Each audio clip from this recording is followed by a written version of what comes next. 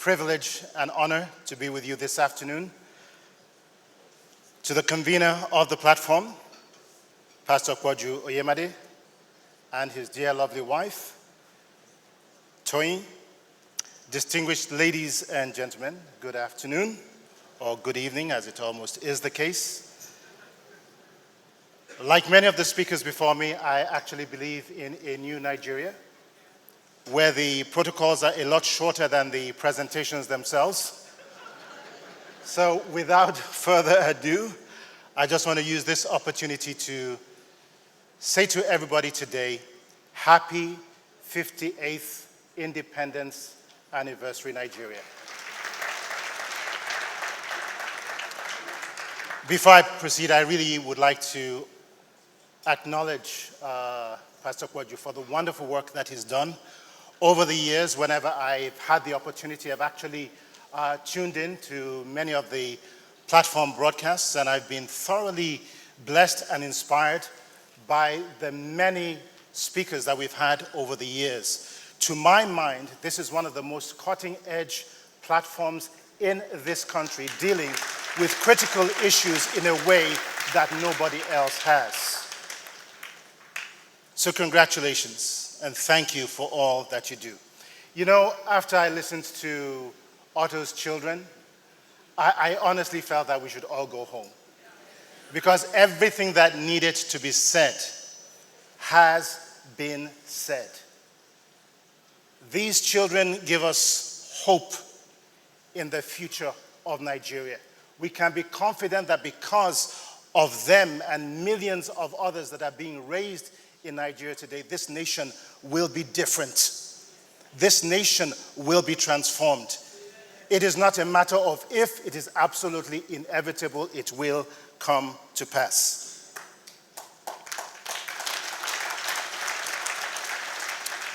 Within the context of the theme of this edition of the platform, Beyond Politics, I have titled my presentation, Shaping Perceptions, a Time to Change the Nigerian Narrative. And I feel that it is my responsibility today to kind of bookend or bring all of the different elements that we've heard today together as we get ready to close.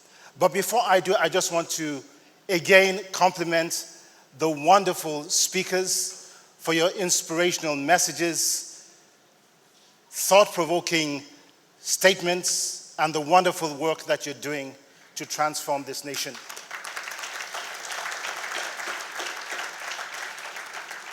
"59 years ago, on October 31st, 1959, approximately 100 miles from where we are today, the very first television station in Nigeria, known as WNTV Ibadan, or Western Nigerian Television Ibadan, was launched and commissioned, the very first television station in Africa. Keep in mind that the commissioning of Africa's first television station was 1 year before Nigeria's independence. The very first words that were uttered on the station came from the mouth of a female TV host, Anike Agbaje Williams, who would go on to become one of Nigeria's most distinguished broadcasters. During the station's commissioning, the visionary behind the enterprise, the then premier of Western Nigeria, Chief Obafemi Awolowo, told the gathered audience that the station's role was to do three things: to teach, to entertain, and to inspire the people of Nigeria and turn Nigeria into a booming and a successful nation. Even though the station had a very limited radius in terms of its broadcast reach, notice that 1 year before Nigeria's independence, Chief Awolowo did not limit the scope of the station's influence to the people of Ibadan or Western Nigeria, but rather to all the people of Nigeria. The station's strategic intent was simple: teach, in other words, educate, entertain, because at the end of the day, television and many other platforms is essentially first and foremost an entertainment platform. If you don't get that, you will not be successful on this medium. Teach, entertain, and inspire the people of Nigeria and turn Nigeria into a booming and successful nation. The goal of creative media today is no different. Whatever we do, we must be able to fulfill these three essential criteria. So if you're in the media space today, I would like to ask you the question, how is it that you're educating? How are you adding value in terms of information and knowledge? And how are you entertaining, considering that the number one reason global audiences use any kind of platform, for that matter, is entertainment? This was true in 1959, it's still true in 2018. And number three, inspire. Life as we know it is tough enough, especially here in Nigeria. I've not met a single person in my life who does not want to be inspired. After all, hope is the oxygen of life, and without it, we can never reach our full potential as individuals and even as a nation. Over the last 3 decades, through several media platforms, I've taken these principles to heart, and in my own way, I've tried to implement them in the things that I've done. Early in my broadcast career, I had the opportunity of working in news in the United States as a producer and anchor of an international global newscast. And 3 things struck me during that career. The first was the unspoken mantra that tends to drive much of what we consider to be the global news cycle today. It is a well-understood notion that if news doesn't smell, then it doesn't sell. For the most part, news editors and producers have been conditioned to ensure that only the most sensational, only the most scandalous, and only the most salacious news make it to the top of the headlines. The more devastating and the more disastrous an event, the better it is for news ratings. Essentially, we live in a 24-hour news cycle from which, if you're not careful, there is seemingly no escape from the negative news that barrages our sensibilities each and every day. These days, and forgive me for alluding to a particular cable news network, breaking news now means every bit of trivia coming out of the White House in Washington, D.C., which, by the way, is quite interesting. In a world of 7.6 billion people, we are now fixated with what affects the concerns in the White House in Washington, D.C., a city of 690,000 people. It has always seemed odd to me that in a world of global events, this particular network would be fixated on this one issue. I'm not saying American politics isn't important. However, I do wonder why news about other parts of the world are seemingly less important. It is time to change the narrative. The second thing that struck me was the narrative about Africa in general. Then and still today, the prism of perception about the continent, and indeed Nigeria, has for too long revolved around the 4 Ds of disintegration, disorientation, destruction, and death. You're guaranteed 100% that if a news item about Africa or Nigeria makes it onto the global headlines, more likely than not, it will be a negative report. And so daily, the drumbeat of negativity never ends. As we all know, we as Nigerians are very competitive. Competition is embedded in our very DNA. We don't like to be outdone by anybody else. So guess what? Over the years, we've taken cues from what we hear on international platforms. And we've actually upped it a little bit more.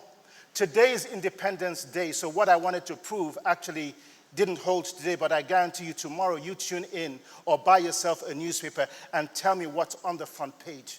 I call it intellectual laziness because it is so easy to talk about the negativity rather than it is to talk about the good that is taking place.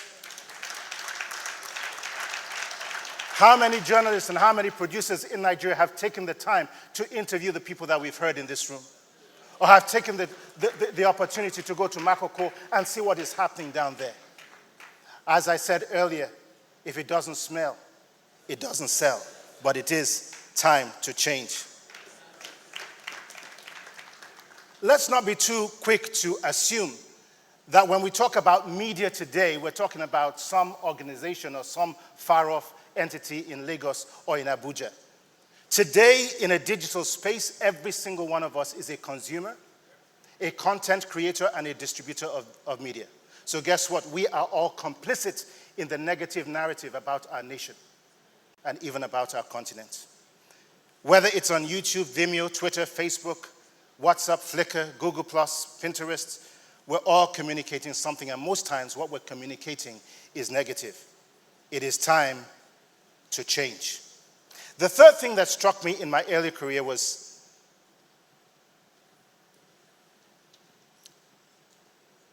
how a particular group of people were taking advantage of the opportunities in Africa. Instinctively, whenever I would get onto any plane, I honed this skill about 30 years ago. Immediately, I would scan the plane and ask myself the question, who is on this plane right now?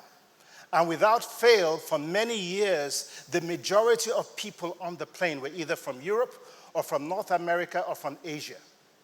And I began to ask myself the question, if Africa and indeed Nigeria is so messed up, why is it that you're beating down the door to want to be in our nation and on our continent on every single plane that lands on the continent? There's obviously something that you're seeing in spite of the negative narrative that makes you interested in our continent. In particular, I've spoken to many of my African American brothers. And I said, when I get on those planes, guess what? You're the missing face. Now, you may be embittered because, and I've heard this mantra from many of my friends, where you all sold us into slavery. And I'm saying that maybe you just don't realize that you're Joseph who was sold into a foreign land so that you could be the deliverer of the continent somewhere down the road.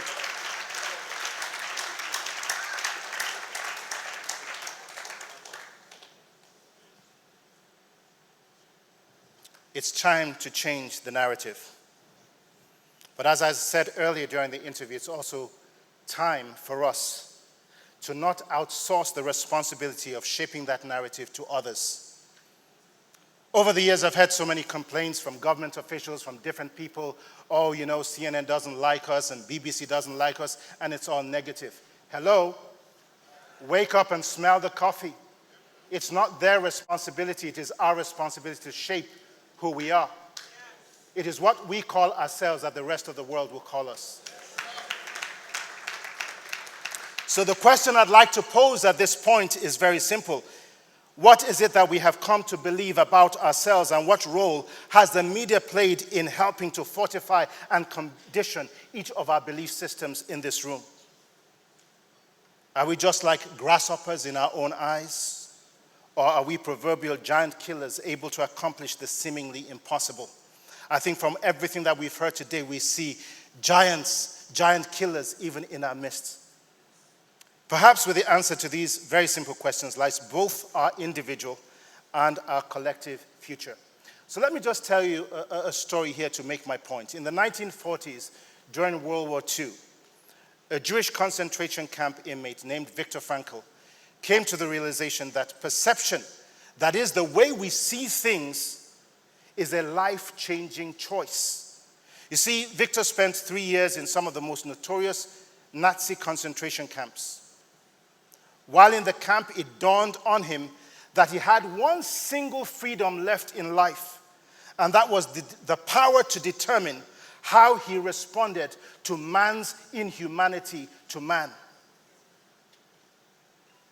Many of you in this room have been dealt with unkindly by people you never expected to be treated in such a manner by. And you're probably carrying the wounds in your heart and in your soul and in your psyche, and it's prevented you from accomplishing what it is that God has called you to do. You have a choice. You have the power to determine how it is that you respond to those individuals. Well, Victor, in spite of the deprivations of the Nazi concentration camp, felt that if he chose to imagine, in spite of the barbed wires, the brutality of the guards, the insufficient food. If he just imagined an alternative future, he would make it out of prison alive, and he would go on to teach, which was what his passion was. He was a psychologist. Well, Victor did survive in the concentration camps, and he went on to teach and became an author. He published a book in 1946 called A Man's Search for Meaning. But I want to quote something that Viktor Frankl wrote. He said, "A human being is a deciding being between stimulus, that is the outside signals that we receive through the totality of our being. There is a space, and in that space is our power to choose our response. In our response lies growth and our freedom." Let me say that again. A human being is a deciding being. Between stimulus and response, there is a space. In that space is the power to choose our response. In our response lies our growth and our freedom. What was Viktor Frankl saying? He was saying that our perceptions become our realities, and that how we respond to adversity and challenges is a function of choice. Every single one of us in this theater today and listening to this broadcast has a choice to make. Like any other nation, our perceptions of who we are will either imprison us or liberate us.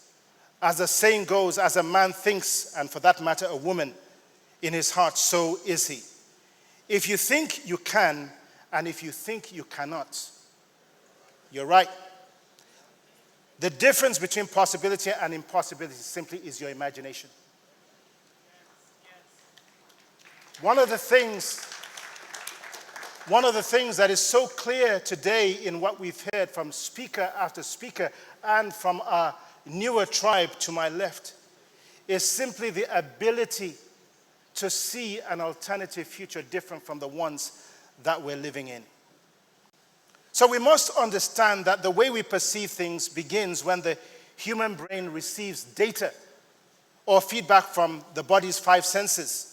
The mind, this is the way the mind works. The mind processes that data, that information, and based on your past experiences begins to apply meaning to the input that it has received. So let me break that down a little bit. If you're married, you have a husband, you have a wife. Maybe you innocently said something to your wife or to your husband, and you got a, "What?" Or maybe you got a response that you didn't really expect, that was contrary to the good intentions that you had.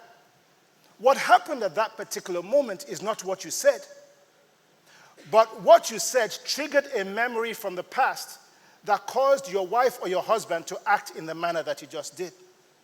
For us as a nation, there are things that have happened in our past that regardless of what is said, regardless of what is happening right before our eyes, we prefer to interpret what is said, what is happening, through the lens of the past. It is time for change. In fact, scientists tell us that as human beings, we are not designed to see the world the way that it is, but according to history and according to past experiences. This is one of the reasons why I believe that as a nation that will soon be 60 years old in 2 short years, we have a responsibility to build for the very first time in this nation a National Hall of Fame. Yes, we have national awards and national honors, but we also need a physical presence and a virtual twin in cyberspace where Nigerians of every age, regardless of geographical location, can visit and learn about the labors of our heroes past in order to ensure permanently that their labors are not in vain.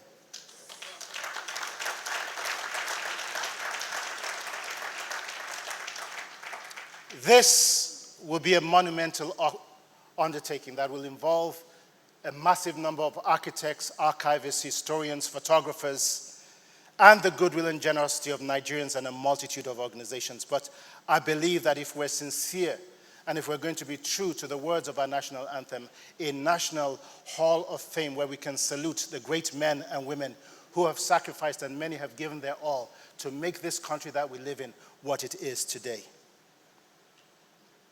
So let me try and bring things back into focus. What does memory and perception have to do with the media? Quite a lot. The average person today in this room consumes anywhere between 6 to 8 hours of media content every single day, whether that is television, radio, social media, digital media, or print. And in the process of consuming that media, our minds are being conditioned, for better or for worse, by what we hear, by what we see, and what we consume.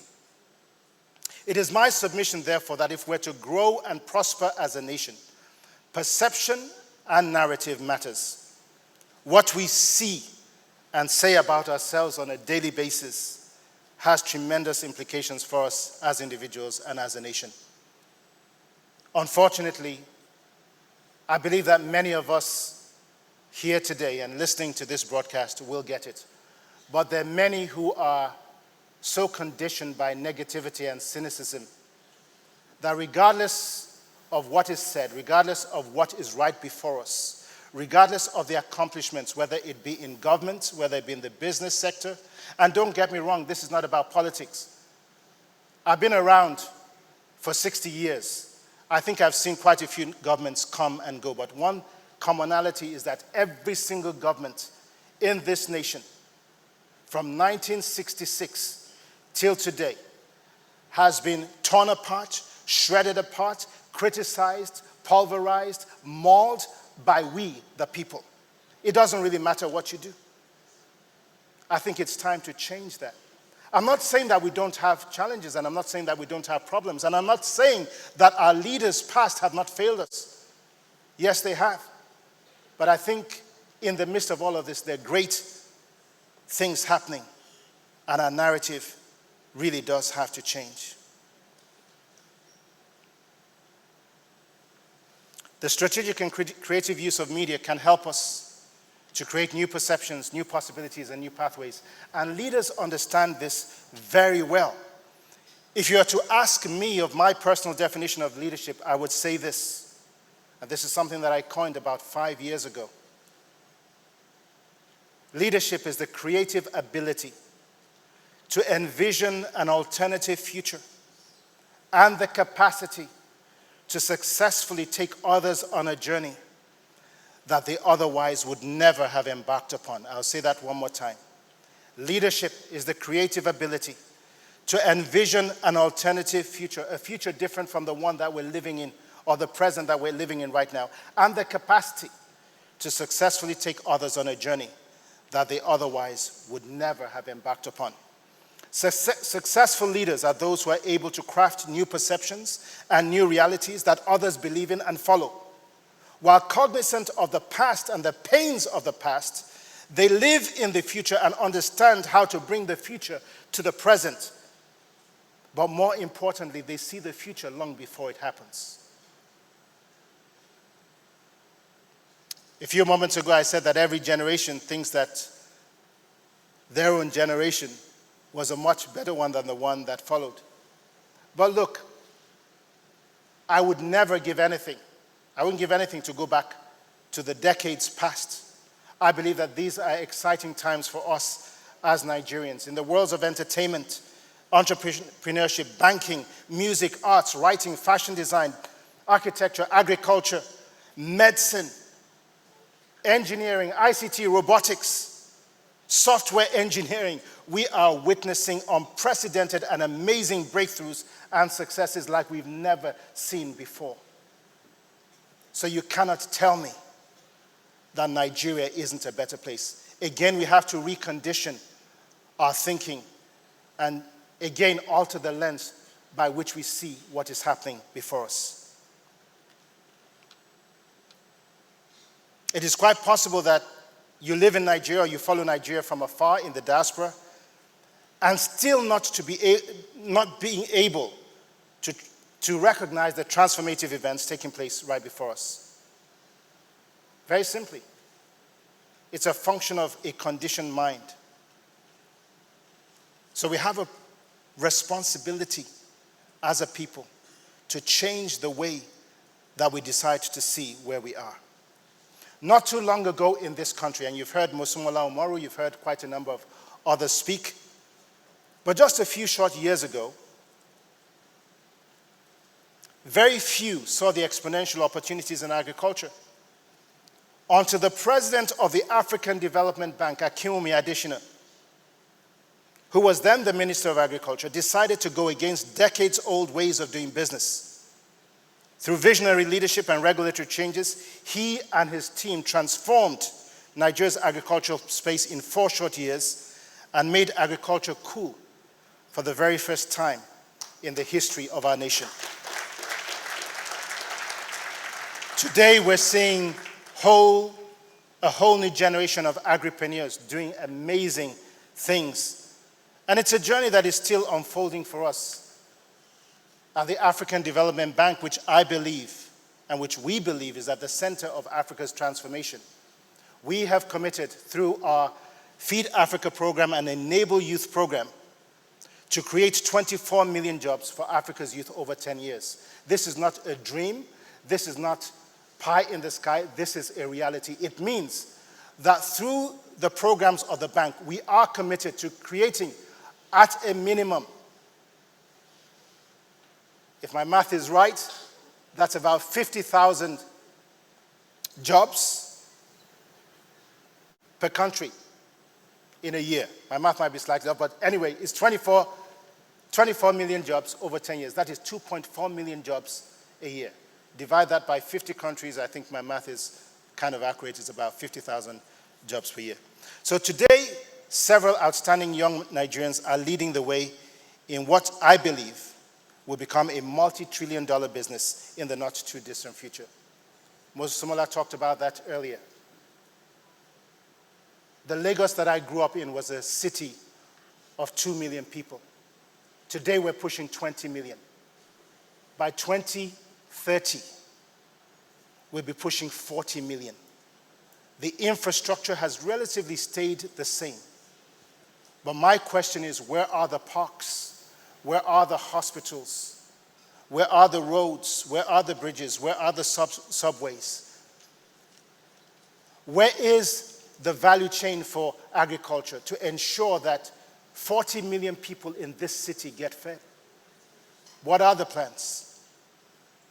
I'm thankful that people like Mosumola Umaru, Wilma Aguela, the CEO of Wilbahi Investments, who's on the cutting edge of Nigeria's agriculture sector, Nasir Yamama, the CEO of Verdant Agritech, who provides credit facilities and access to markets and real-time weather information to Nigerian farmers using mobile phones.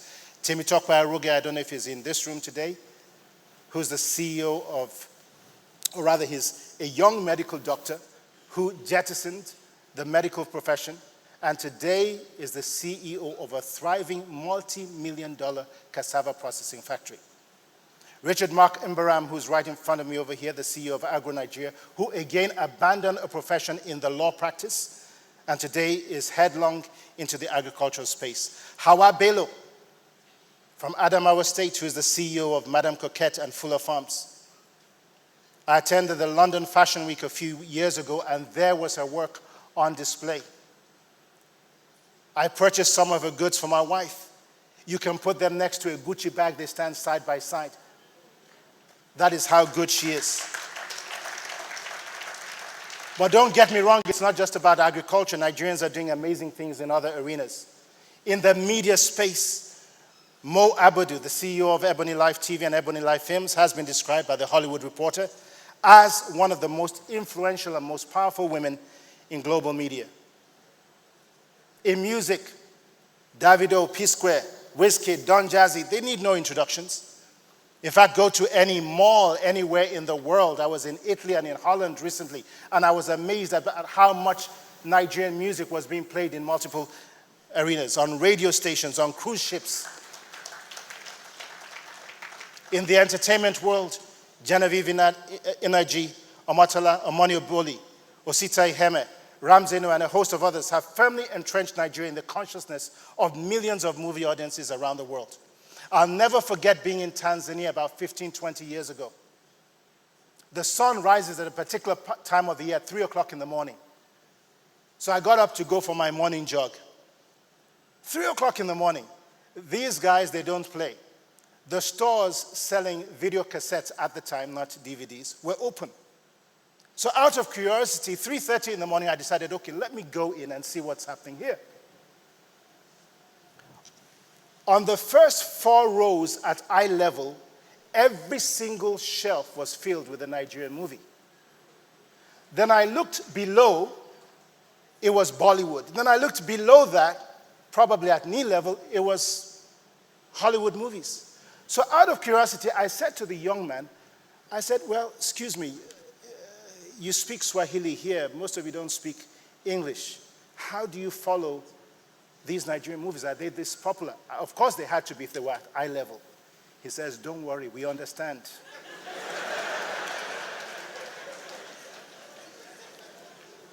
In fashion, Diola Sego's fashion sense and choice of fabrics has come to redefine the Nigerian fashion brand. Drew Olowu counts Michelle Obama as one of his clients. In the literary arts, Chimamanda Ngozi Adichie has already become a global icon for many aspiring writers. And just last week, Silas Adekunle signed a multi-million-dollar deal. This 26-year-old founder and CEO of Reach Robotics is considered to be one of the world's most brilliant robotic engineers. And somebody is going to tell me that Nigeria isn't working. It's time to change the lens by which we see what is going on around us. But as I mentioned these individuals, and as we listen to each one of the speakers who have been on this platform today, I ask the question, what is it that they all have in common, aside from the fact that they're all proudly Nigerian? I believe that what they have in common is a dream of an alternative and prosperous Nigeria. They have grit, they have determination, and they have a can-do spirit that is embedded in their DNA. They have the ability to stand up again and again, even when life and circumstances threaten to deliver knockout punches. They developed the capacity to network beyond their spheres of interest. And in spite of challenges, they resolutely refuse to buy into a false narrative about Nigeria. In short, many of them dance to a different beat and to a different rhythm. Together, each one of us and each one of these Nigerians can make and are making significant differences, reshaping the narrative about our beloved nation. It is this growing tribe of young and younger Nigerians and millions of others who are still unsung who give me hope in the future of our nation. So let me ask, as we get ready to close this session and move forward, whose report will you believe?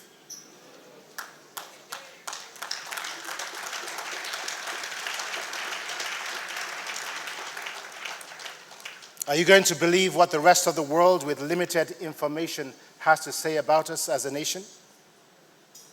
Or are you going to believe the narrative that says this nation of 180 million people can accomplish for good whatever it is that it sets its mind to do? So for a moment, let me ask again, what is it that you're seeing? What is it that you're imagining? Where could you potentially be if you decide to imagine an alternative future and change the lens through which you see Nigeria? What opportunities will you see?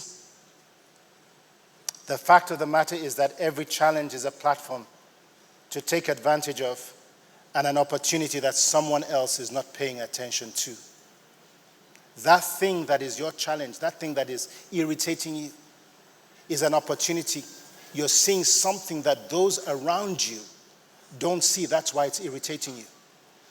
That thing that's irritating you could be your biggest blessing and your biggest breakthrough. Today, the world of media provides many opportunities.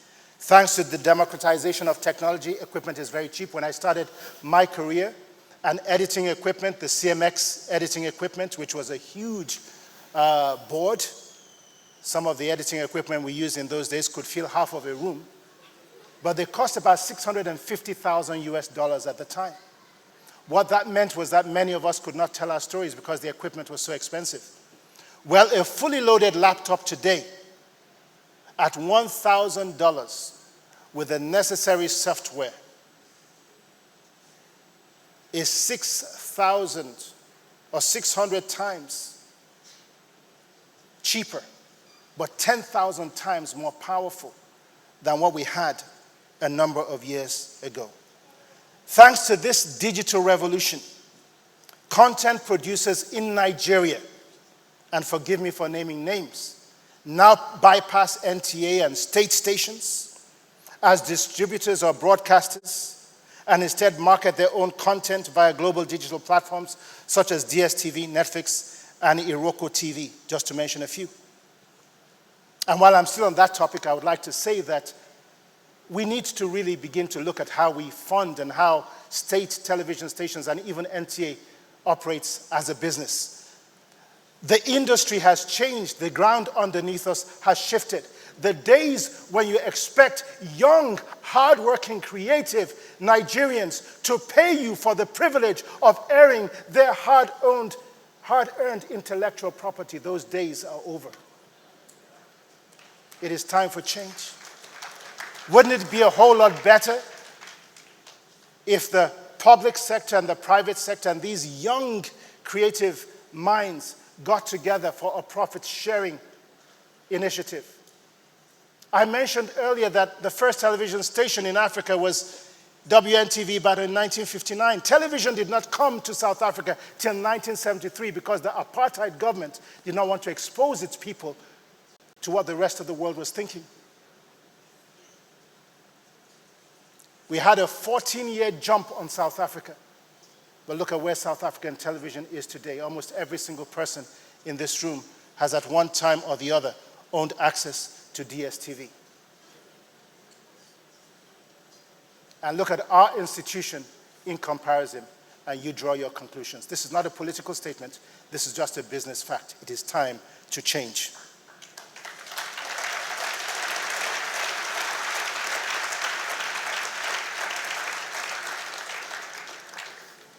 Social media has also changed the game.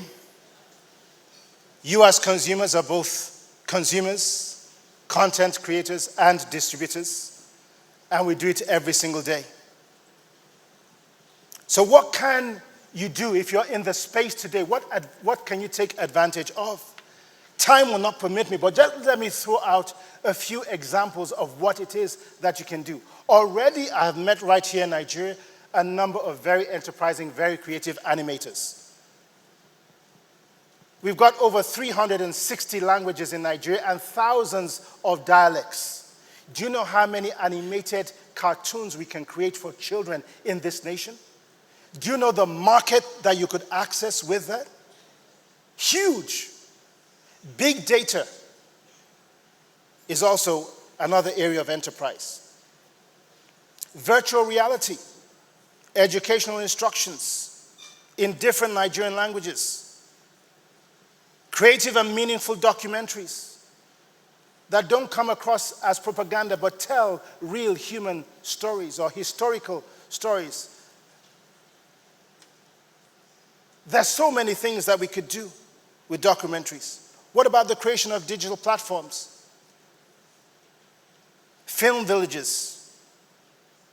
What about educational instruction for the Open University and online delivery of curriculum, media training, co-creation media hubs, digital apps, and how-to videos on virtually any subject, voice and interview training, not to talk of a national commercially run cable channel that showcases the very best of Nigeria in the mold of Qatar's Al Jazeera, Russia's RT, or China's CCTV. Why shouldn't we? Why can't we, with all the talent that we have a credible platform that showcases the best of Nigeria? I'm not talking about propaganda here. I'm talking about real, creative television. The opportunities are right there before us. Like I said, we can go on and on and on. It's just really a function of how you see the opportunities right around us. So as I bring this presentation to a close, especially for all the young Nigerians here in the auditorium or listening to this broadcast, in closing, just allow me to share 7 simple keys with you that apply whether or not you're engaged in the media world. I want to encourage you, regardless of the tribulations, regardless of the challenges, regardless of the issues that you're facing, just keep on moving. Don't stand still on the runway of life. Keep on moving. Stay focused. Stay focused. You have to. You have to change your attitude as you go along, because only then can you change your altitude and give wings to your dreams. Second, I want you to recognize that your circumstances are not your determining factor. At the age of 21, after I finished my youth corps, I remember visiting with a highly placed Nigerian who I will not mention right now. And I went to him because he was a relative and I also felt that he could help. At that point, I had 25 kobo. 25 kobo could actually get you a whole distance in those days. But what he didn't know was that that was all the money that I had. And my right shoe had a hole in it. And I only went out on those days when it wasn't raining in Lagos, because I had a copy of, or a few pieces of newspaper in the shoe. And if I went out on a day that it rained, then I most likely would come back just with one shoe. So I got to his office very early in the morning, at 7 o'clock. 12 hours later, I was called into his office. I couldn't go to the bathroom, I couldn't go to the toilet, I had not had anything to eat. He says, "Young man, what can I do to help you?" I said, "Oh, I'm Victor Oladokun." So he says, "Yes, I know. How can I help you?" At that point, I felt like the ground should disappear underneath me, and I said, "God, if this is the last person on earth that I can ask for help, I would rather die than ask for anything." I left that night and walked all the way from Victoria Island to Yaba. But it was a turning point for me. It was a turning point for me. Because when I got home, my late sister asked me, she says, "Victor, have you finally gotten a job?" And I said, "Caroline, the God that I serve is going to give me something greater than anything I ever thought possible." The following evening, Cadre sent somebody who had been looking for me for 4 hours to say, "You have an interview tomorrow." I want to go on record to say that in all of those years and all of the places that I worked in Nigeria and in the United States, I never applied for a job once. I was always called. So what am I saying here, if this encourages you by any means? Don't look at the now. And ladies, don't look at that guy and his humble status right now. Because what he is now is not a picture of what he's going to become tomorrow.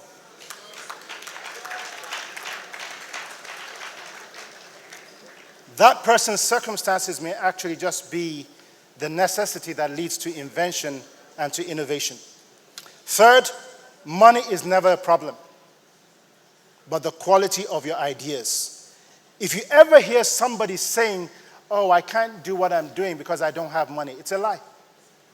What has happened is that your idea is not polished enough, is not seasoned enough, is not bankable enough. That's why you haven't attracted investment. Because money will always follow good ideas. Fourth, be self-disciplined. If you can manage yourself, you'll be able to manage others and the enterprise that you've been saddled with. If you cannot manage yourself, you cannot manage others. Fifth, recognize that your age does not determine your page in history. Therefore, let no one put a limitation on your potential on account of your age. And on this occasion of Nigeria's 58th independence anniversary, let me just remind us that Alfred Dieter Spiff was 25 years old and a lieutenant commander in the Nigerian Navy when he took office as the first military governor of Rivers State in 1967. Think about that, 25 years old. And somebody's going to tell you as a 40-year-old that you're a young man and you need to keep your mouth shut. Don't let anybody put a limit on you and your potential. General Yakubu Gowon was 32 years old when he became head of state in 1966. And the average age of Nigeria's leaders in 1966 on the cabinet was approximately 30 years. Your age will not determine your page in history.